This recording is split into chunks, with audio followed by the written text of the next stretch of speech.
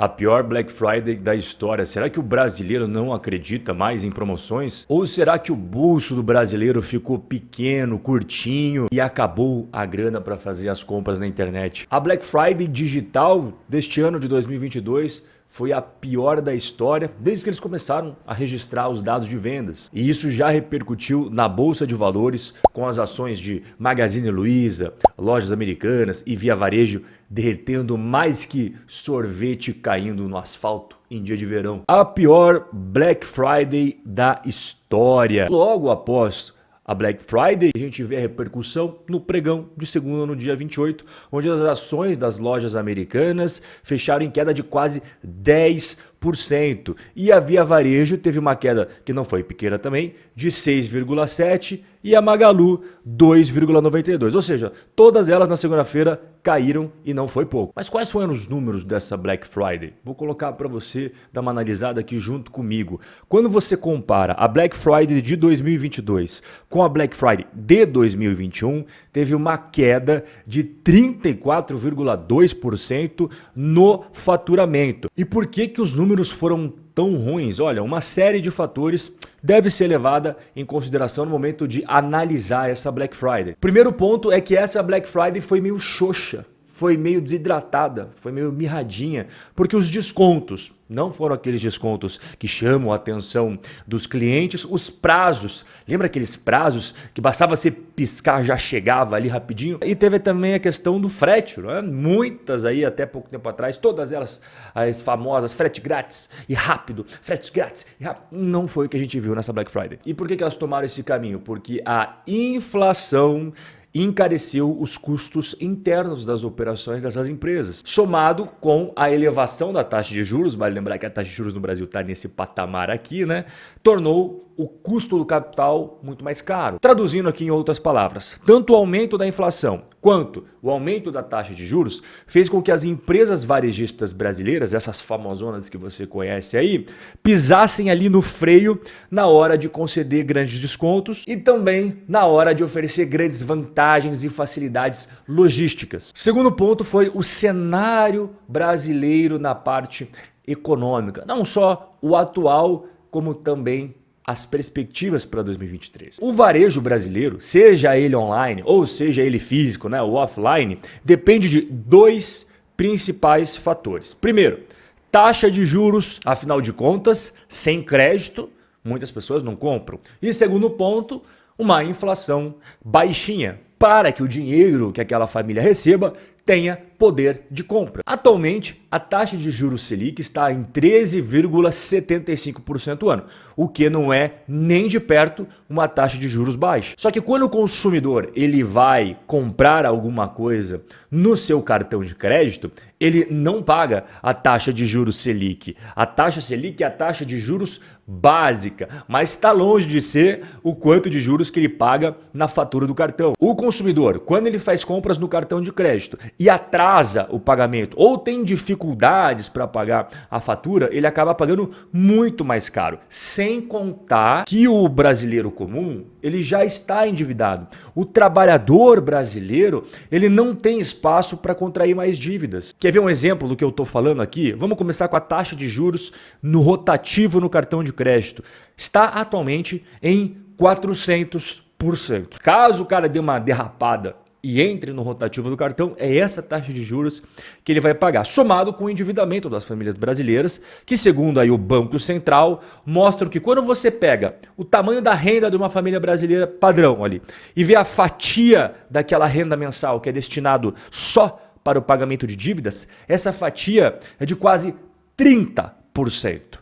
Ou seja, o patamar mais alto desde 2005. E não bastasse esse ser o cenário atual, as perspectivas para a taxa de juros em 2023 e a inflação em 2023 também não são das melhores. Eu divulguei um vídeo nesta última segunda-feira sobre a PEC da transição e eu vou deixar aqui em cima como sugestão para você entender melhor sobre o tema. Em 2023, espere muito mais gastos por parte do governo. Isso, em outras palavras, significa que você pode esperar aí uma taxa de juros no mesmo patamar ou mais elevado por muito mais tempo do que a gente acreditava que ela ficasse. E a inflação, que hoje está controlada, quando comparada à inflação nos Estados Unidos e à inflação na Europa, tem tudo para voltar a ter aquele padrão inflacionário brasileiro que a gente, infelizmente, está cansado de ver. E o terceiro ponto é a Copa do Mundo. Pela primeira vez na história, a Black Friday ela foi realizada simultaneamente à Copa do Mundo, porque a Copa sempre é realizada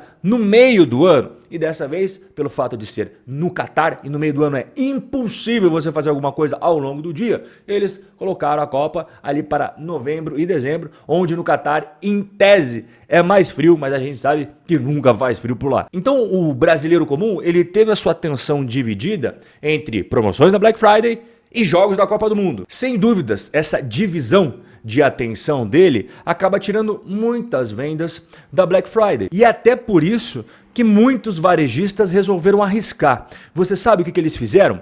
A convergência da Black Friday com a Copa do Mundo fez com que diversos varejistas brasileiros optassem por estender o período de promoções durante todo novembro. Ou seja, ao invés de ficar num pequeno espaço de tempo, eles falaram, não, vamos fazer um mês inteiro de Black Friday, né? Só que os números de novembro também não foram muito bons quando comparado a 2021. O faturamento total do e-commerce de 1º de novembro até dia 26 de novembro fechou em 17,7 bilhões, ou seja, uma queda. Também mais uma queda nos números de 8% quando comparado a 2021. E qual que é a minha opinião sobre tudo isso que a gente viu até agora e, é claro, também as minhas perspectivas para o futuro? Olha, em primeiro lugar, é preciso entender que essa Black Friday em 2022 poderia, na verdade, ser chamada de Black November. Como eu mostrei para você, eles estenderam o período, não ficou focado só naquela data específica. Os varejistas preocupados com a Copa do Mundo resolveram antecipar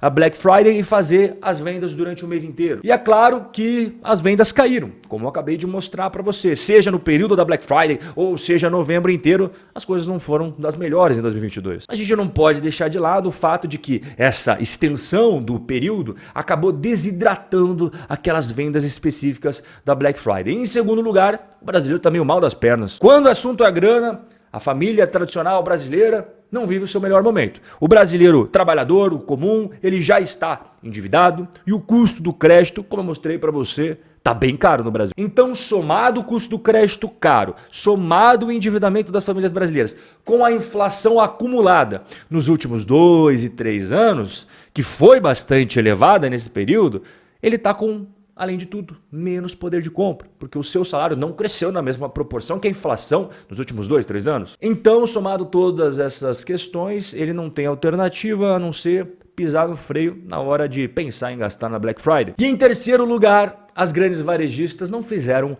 baitas promoções para a Black Friday. Apesar de dar muita publicidade e rodar muita propaganda por aí sobre os incríveis descontos e oportunidades da Black Friday, quando você via de fato as ofertas e as promoções, elas não eram lá muito chamativas. As empresas de e-commerce, elas foram bem contidas na hora de conceder grandes descontos, fazer grandes promoções e dar aquela caprichada tanto nos prazos de entrega quanto no frete grátis. E isso que eu vou mostrar agora explica também por que elas não estão em condição de serem muito boazinhas e generosas com você. Este é o resultado mais atualizado das lojas americanas publicados aí ao mês de novembro e você percebe os 9 primeiros meses de 2022 e os 9 primeiros meses de 2021 na tela para você. Olha só que eu destaquei em amarelo. A receita líquida dela, quando você compara 2021 com 2022,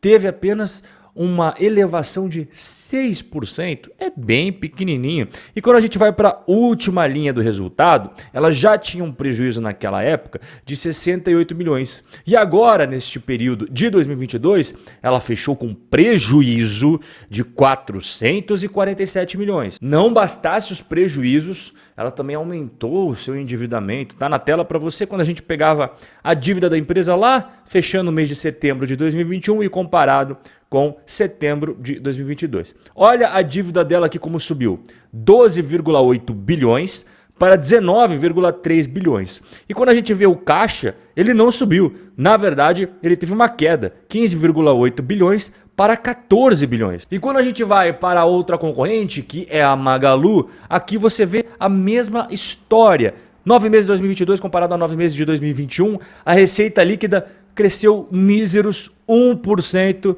nesse período. E quando a gente vai aqui para a última linha, lucro líquido, ela tinha um lucro em 2021 de 497 milhões e fechou agora 2022 com um prejuízo de 463 milhões. E quando a gente vai para o endividamento, olha só que curioso, também cresceu 2,3 bilhões. Fechando 2 de setembro de 2021 e a gente dá uma olhada aqui em 2022, subiu para 7,1 bilhões de reais. E quando a gente vai para a caixa e aplicações financeiras, se manteve estável, igual eu estou mostrando aqui para você com o mouse passando na tela. E agora a gente vai para a Via Varejo, começando com a receita. Olha só, a receita inclusive diminuiu quando você compara 2021 com 2022. E quando a gente vai para a última linha, ela teve um lucro de 210 milhões de reais em 2021 e fechou agora com 33 milhões de reais de prejuízo. O endividamento, dá uma olhada aqui, a dívida da Via, ela estava com 5,1 bi em 2021, fechou agora 2022 com 4,2 bi. Então, ela foi a única que conseguiu diminuir um pouquinho aqui o seu endividamento, mas é claro, ela também, como todas as outras, teve ali uma diminuição no seu caixa. Agora tá explicado o porquê que essa Black Friday foi uma Black Friday bem xoxa no final das contas. E você comprou alguma coisa nessa Black Friday ou não? Guardou o dinheiro para fazer outra coisa? Me conta aqui embaixo qual que é a sua opinião sobre tudo isso que a gente viu e também a sua opinião sobre essa Black Friday de 2022 e a gente vai se ver no nosso próximo encontro. Um forte abraço e até a próxima.